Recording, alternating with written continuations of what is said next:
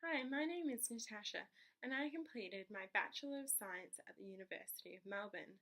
I completed my honours research project which I'll be using for this reflection task today on how I used evidence in my project.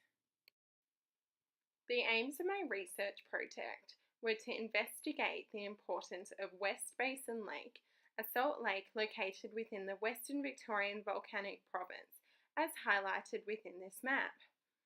I had to understand the different processes forming within the lake and how they are creating the minerals and microbialites. I mapped out the sediments forming within the lake, which is shown within this map and the cross-section, and it shows where they all relatively lie, although the maps are not to scale. To understand the different minerals forming within each of the rock types, I created thin sections of the rocks and viewed them under the microscope. These thin sections show the different minerals and textures and fabrics forming within the modern and older microbialites. Within the modern microbialites, you can also see the red and green cyanobacteria forming around some of the minerals. I then compared my evidence with data found at other saltwater lakes.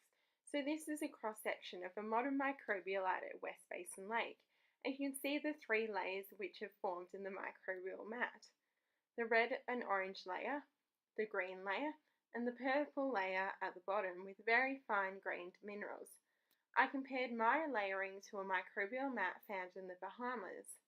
This model shows the microbialite sediments containing very fine grained material with cyanobacteria filling in the pore spaces. The microbial mat consists with the purple layer followed by the green layer and the orange layer on top. These images were very similar to the microbialites that were found at West Basin Lake.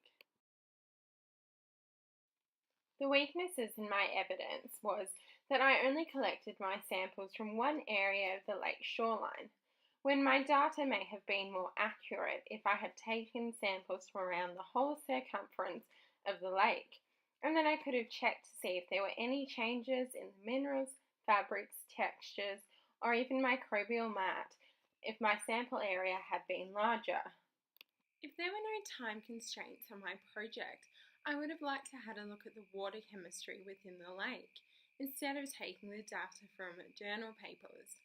Then I could have had a look at how the water chemistry has affected the mineralization and the growth of the microbialites. I would have also liked to have a look at all the microorganisms within the lake, and then use this data to reconstruct the paleo-environmental climate during the Holocene period. This reflection shows how I have used evidence within my honours research project through collecting field data and then analysing it.